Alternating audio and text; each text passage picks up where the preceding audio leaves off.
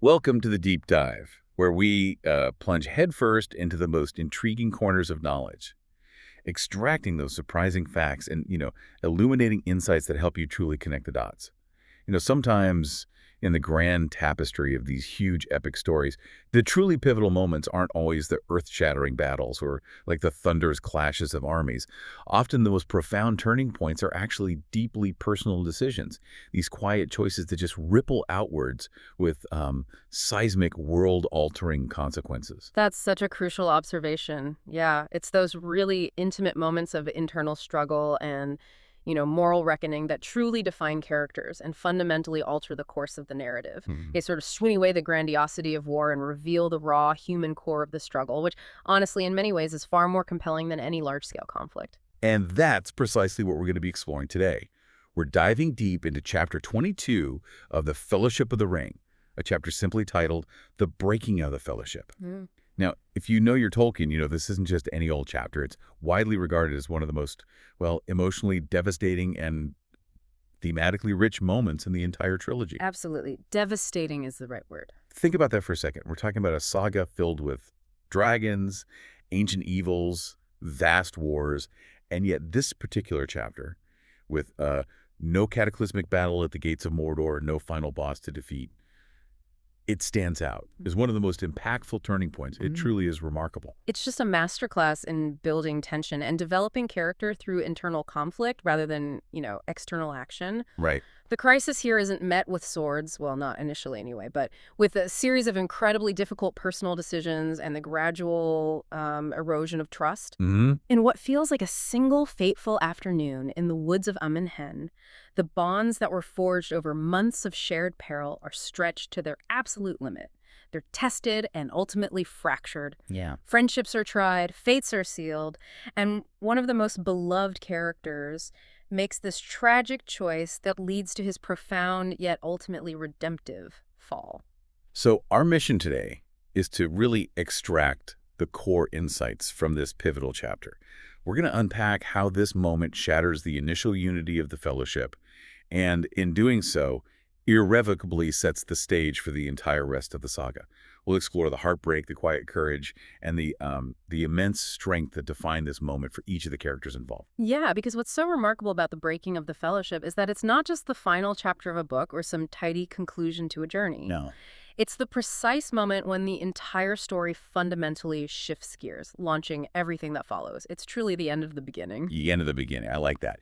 It's that critical juncture where the initial clear objective, getting the ring to Mordor as one unified group, it just splinters into multiple, far more complex and considerably more perilous individual journeys. Right. The very nature of the quest transforms, from a collective endeavor into a series of interconnected but distinct struggles, each demanding a different kind of heroism and sacrifice. Okay, let's unpack this pivotal chapter, starting with the context of the crossroads itself. The Fellowship has journeyed an incredible distance to reach this point. They faced, unimaginable horrors and profound losses. Mm-hmm. We've seen them united by a common, desperate cause to destroy the One Ring. But as they arrive at Hen after passing the great river Anduin and facing the looming uncertainty of what lies ahead, that initial unity, which once felt so unbreakable, is now visibly, undeniably fraying. You can almost feel the weight of their journey just pressing down on them. It's a confluence of exhausting physical hardship, psychological strain, and of course the pervasive, subtle influence of the ring itself. Yeah, the ring's influence. Which has been working on each of them, whispering, subtly eroding their resolve and trust.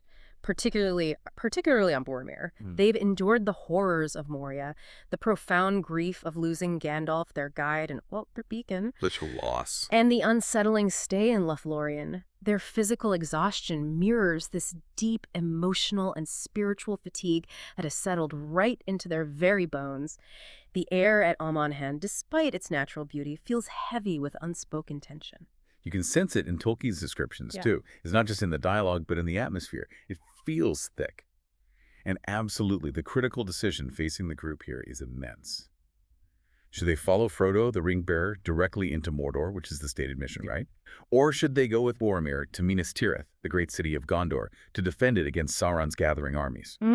This isn't merely a tactical decision about roots, it's a profound moral and existential one for each of them individually and, well, for the fate of Middle-earth.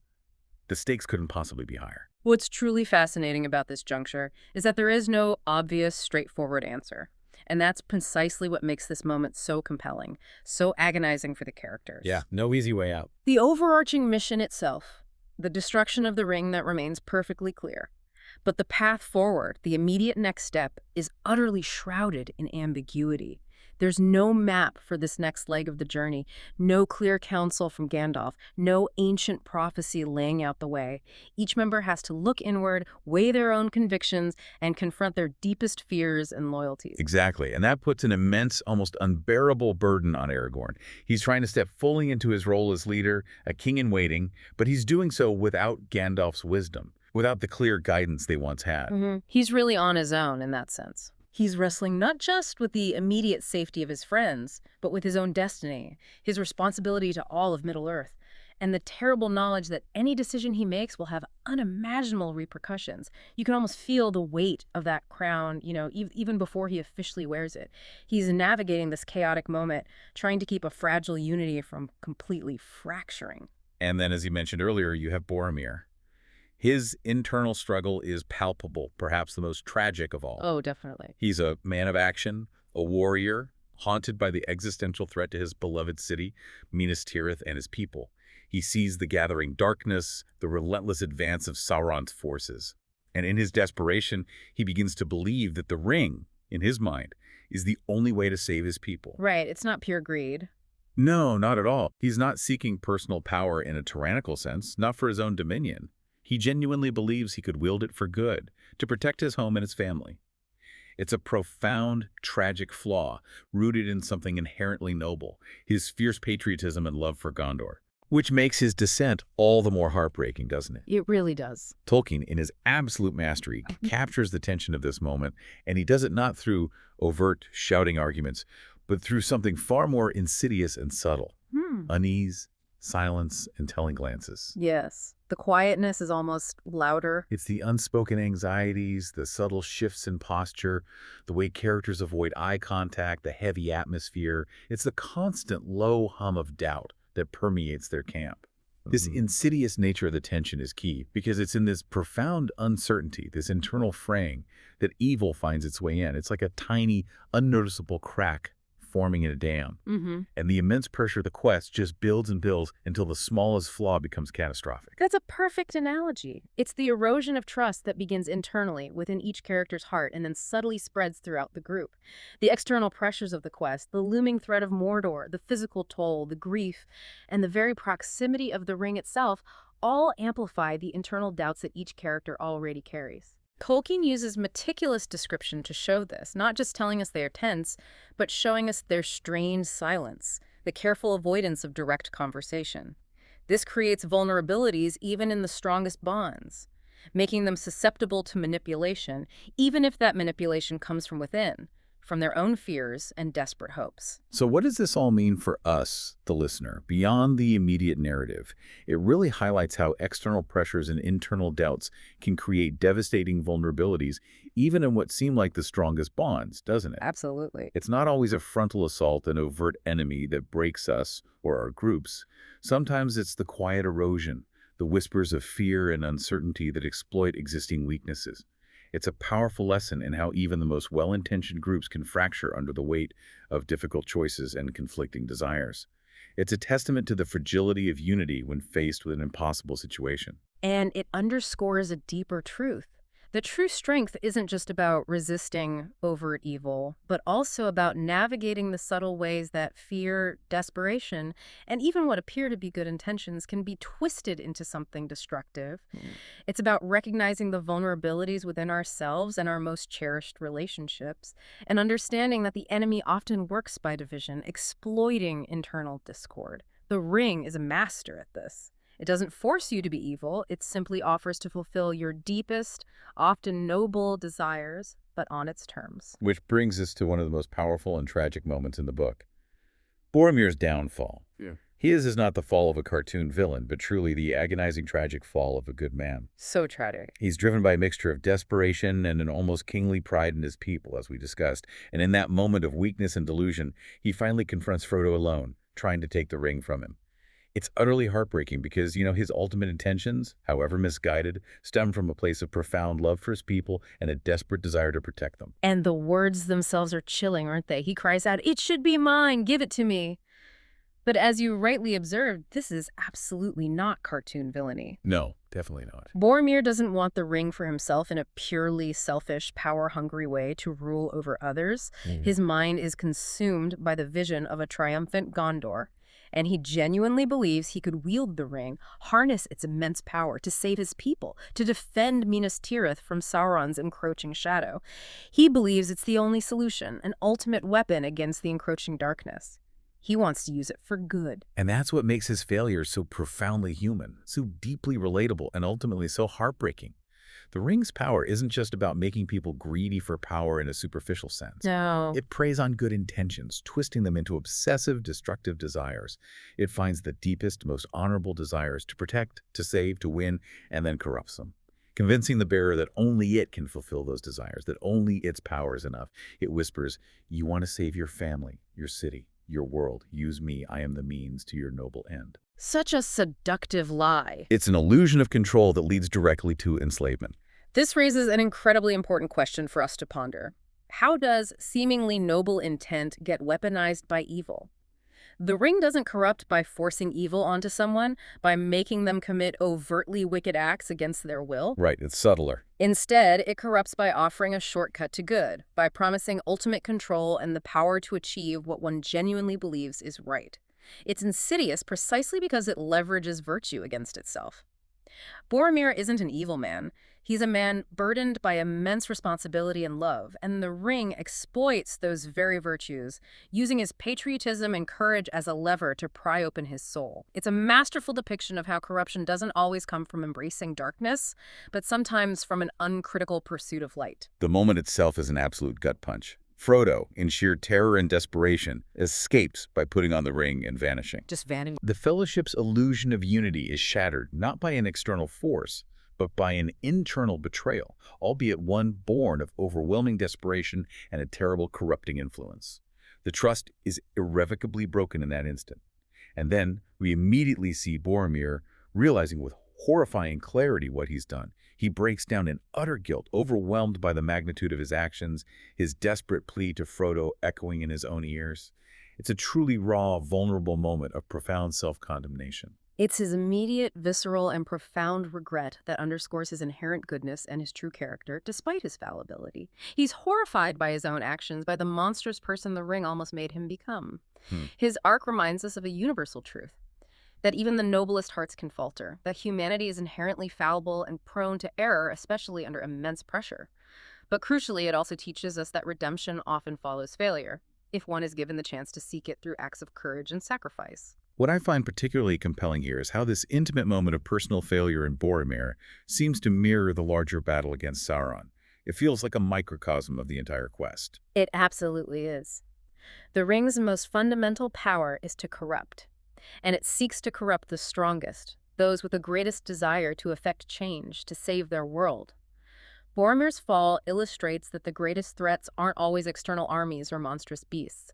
They can be the internal compromises, the seductive belief that the ends justify the means. Yeah, that ends justify the means trap. It shows that even a noble desire, a pure intention, can be twisted into an instrument of domination. This profound failure in Boromir's journey further reinforces Frodo's unique and agonizing burden. He must bear the ring. But he cannot, under any circumstances, attempt to use it, because to use it is to be utterly consumed by it, and in doing so to become indistinguishable from the very evil you sought to fight. Which brings us, in a very different but equally profound way, to Frodo's quiet but seismic choice to leave the Fellowship.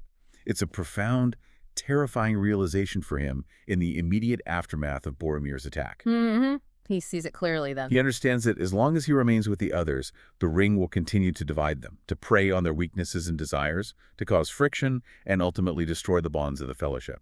It's too dangerous, too corrupting, and he, Frodo Baggins, is the only one who can truly bear its weight without being completely consumed. at least for now.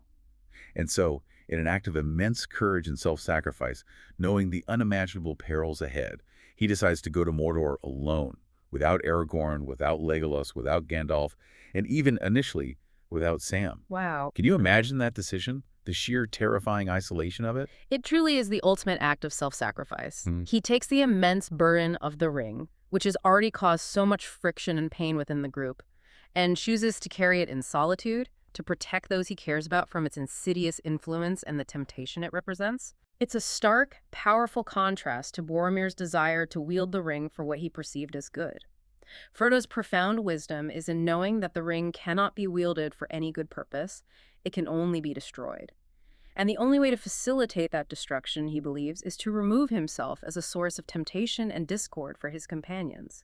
He becomes the sole target of its corrupting whispers, saving the others from that dreadful fate. But of course, as we know, Samwise Gamgee has other incredibly moving plans. You often expect the grand heroes, the kings and warriors, to make the big heroic decision. Right, the Aragorns. But sometimes it's the quiet, steadfast, utterly unconditional loyalty that truly defines a moment. This is arguably one of the most emotionally resonant and iconic moments of the entire trilogy. Sam, realizing Frodo's desperate intent, follows him to the riverbank, and in a truly heart-wrenching scene, he nearly drowns trying to reach him. His lack of swimming ability secondary to his overwhelming desire to stay with his master. It's just a moment of pure, unadulterated, unconditional love and loyalty that transcends logic or grand strategy. Sam isn't thinking about the grand mission, the politics of Middle-earth, or the tactical implications of their split. No. He's thinking about his Mr. Frodo, his friend, his charge. He made a simple yet profound promise to Gandalf, a promise that guides his every action. His struggle in the water, his desperate plea, it all stems from that unshakable bond. And then, as he's pulled from the water, gasping for breath, soaked and shivering, he says that line, that single line that has resonated with countless readers, launched 1,000 tears, and cemented Samwise Gamgee as one of the greatest, most humble, and most steadfast companions in all of literary history. I made a promise, Mr. Frodo. A promise.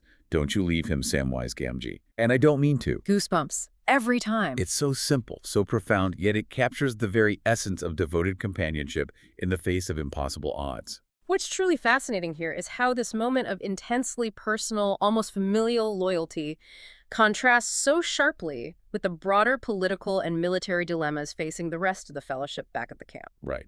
Big picture versus small picture. While Aragorn is grappling with the immense burden of leadership and the future of his realm, and Boromir was consumed by the fate of his city, Sam's motivation is singular, unshakable, and deeply personal. It's a testament to the quiet, extraordinary power of a simple, faithfully kept promise, elevated above all else. This unassuming hobbit with no grand titles or prophecies becomes the ultimate symbol of fidelity. And if we connect this to the bigger picture, how does an individual's commitment to such a promise become such a powerful, almost foundational force against overwhelming world-ending odds? Because in that moment, Sam isn't just following Frodo out of affection. He's ensuring that the entire quest, the very hope for Middle-earth, has a chance to continue. He's the anchor. It highlights that the grand narratives of good versus evil aren't solely fought on battlefields with swords and armies. They are fought equally in the quiet, courageous choices of individuals, in the unwavering commitment to a bond, and in the resilience of hope. Sam's loyalty provides the essential emotional and psychological support that Frodo desperately needs. Without it, Frodo, isolated and burdened by the ring's insidious whispers, would likely have succumbed to despair or the ring's corrupting influence far earlier. It teaches us that sometimes the greatest strength isn't power or strategic genius, but fidelity, companionship, and the humble act of simply being there. It's a profound counter-narrative to the ring's isolating power, which seeks to divide and conquer by making individuals believe they are utterly alone. Sam utterly refutes that isolation. Okay, so while Frodo and Sam are having their incredibly intimate and poignant moment by the river, unbeknownst to the others back at the clearing, the rest of the Fellowship is plunged into absolute sudden chaos. Chaos is right. Aragorn, Legolas, and Gimli are frantically searching for Frodo, their leader and companion, when the attack comes. It's a brutal, sudden assault that shatters any remaining sense of security. And these aren't just any orcs. They are Uruk-hai, monstrous, heavily armed, and terrifyingly efficient soldiers, bred specifically by Saruman in Isengard. Lonanzorix. They are faster, stronger, and more disciplined than common orcs, able to march in daylight and utterly relentless in their pursuit. Their sudden, devastating appearance signifies a new, more terrifying phase of the conflict. They are driven by a singular purpose, to capture the hobbits, and particularly the Ring-Bearer. They descend upon the fragmented fellowship with brutal, overwhelming force. The air fills with the clang of steel, the guttural shouts of the Uruk-hai, and the desperate cries of the fellowship. And this is where Boromir, now repentant and clear-headed, finds his moment of profound, tragic redemption. It's truly one of the most heroic acts in the entire book. Absolutely heroic. He throws himself into the fray, a lone, desperate defender, focusing his last reserves of strength on defending Merry and Pippin from the onslaught. He fights with the valiant fury of his ancestors, a true son of Gondor, but he's utterly outnumbered and ultimately overwhelmed. He's mortally wounded, pierced by many arrows, yet he keeps fighting, shielding the smaller hobbits until they are dragged away from him. It's a tragic but incredibly noble and powerful end to his complicated arc. His dying confession to Aragorn is one of the most moving scenes in all of literature. With his last breaths, he gasps, "I tried to take the ring from Frodo. I am sorry I've paid." I have paid. Such powerful words. Boromir's death is not only noble and tragic, but utterly redemptive. He dies not as a traitor, which the ring almost made him, but as a protector, safeguarding the weakest members of the Fellowship, the very ones he had just, in his delusion, sought to harm. He truly pays for his error with his life, choosing a selfless sacrifice over his own survival. It's a powerful testament to his inherent good nature, ultimately triumphing over the ring's corruption. This raises an important question that resonates far beyond Middle-earth. What does this tell us about the nature of true heroism and atonement? Because he made a terrible, terrifying mistake, but his last act profoundly redefined his entire character arc, cementing him as a tragic hero. It tells us that true heroism isn't about being flawless. It's about courageously confronting one's failures, acknowledging one's weaknesses, and striving for redemption even at the cost of one's life. Right, it's not about perfection. Boromir's atonement comes not through words, but through action, through choosing to protect the innocent instead of pursuing his own corrupted ambition. It elevates him beyond his brief lapse into temptation and affirms his inherent goodness, showcasing that a single profound act of sacrifice can indeed cleanse a previous misstep and define one's legacy. It's a powerful statement about human fallibility and the profound potential for grace and redemption, even in the face of one's own flaws. He embodies the tragic hero who falls, but rises in spirit through sacrifice. So the immediate aftermath is devastating in its fragmentation. Merry and Pippin are captured by the Uruk-hai, dragged away as prisoners into the perilous lands beyond. Gone, just like that. Frodo and Sam vanish into the wilderness, heading towards the unimaginable terrors of Mordor, utterly alone. And Aragorn is left with a broken, shattered fellowship and a terrible decision of his own. A choice that will set the course for his own destiny and the fate of Middle-earth. The grand unity they once embodied is shattered beyond recognition, dispersed into the winds of war. What stands out to you when you consider this particular sequence of events? For me, it's how this rapid, brutal sequence of events profoundly, irrevocably alters the course of the entire story. Yeah, the speed of it is shocking. The Fellowship's initial objective was clear: bring the ring to Mordor as a single, unified group. Now that objective is split, and each surviving member is forced onto a new, unplanned, and incredibly dangerous path. The story is no longer about one cohesive journey, but three concurrent, desperate, and seemingly impossible quests, each demanding extraordinary courage. It's just incredible how Tolkien takes this tightly knit group and then in a single chapter breaks them apart so dramatically. And that leads us directly to the profound idea that the breaking is, in fact, only the beginning.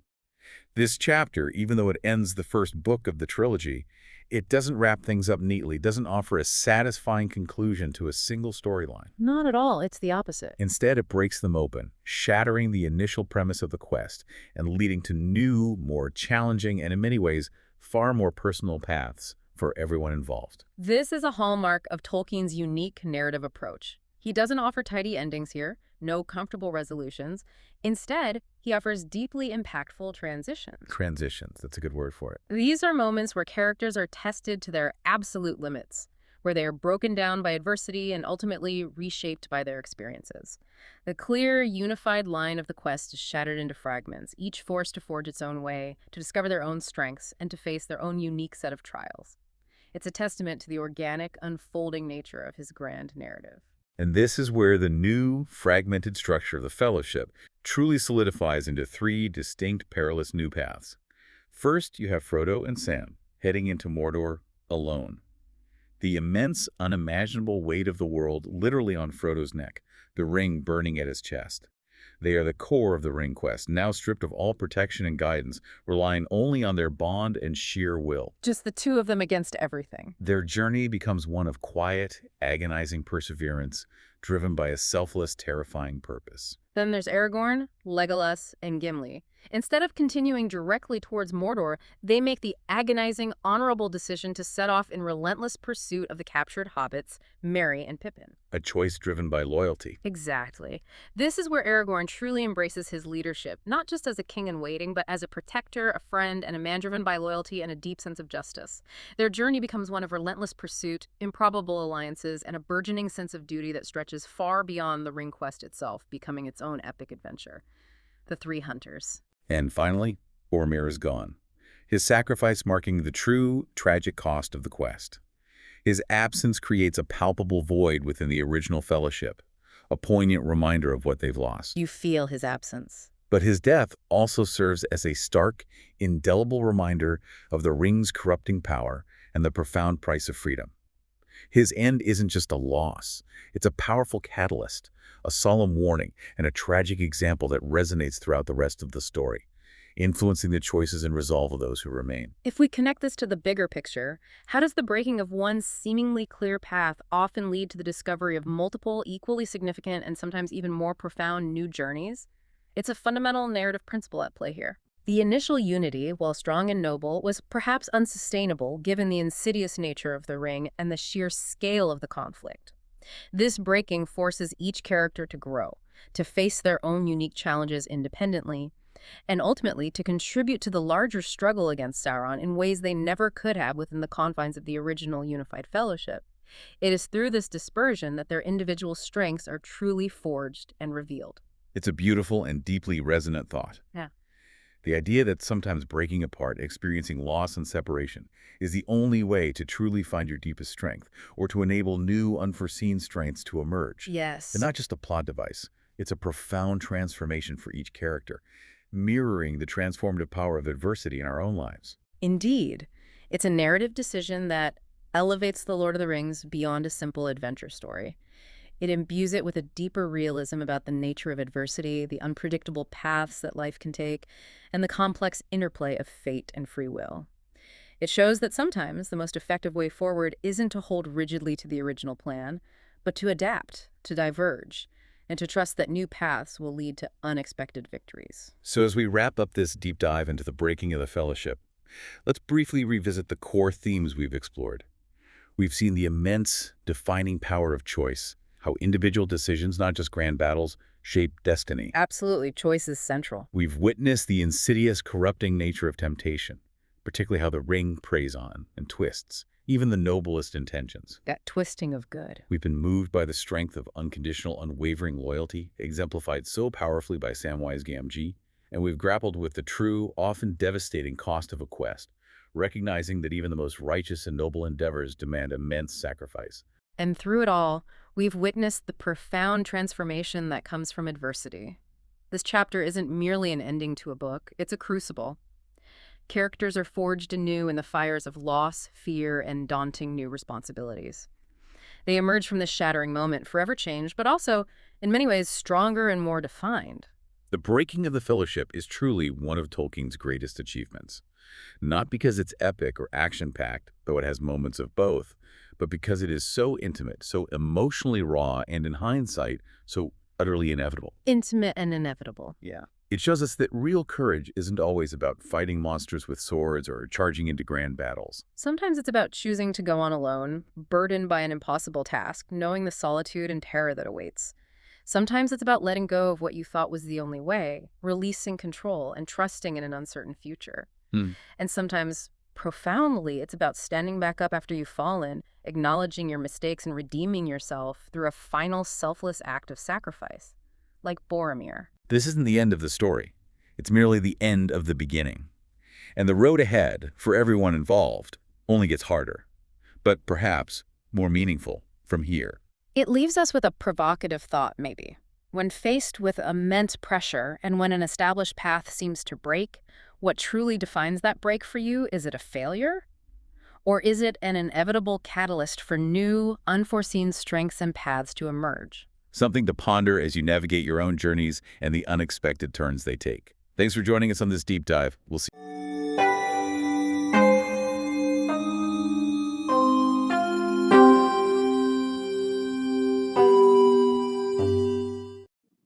Me.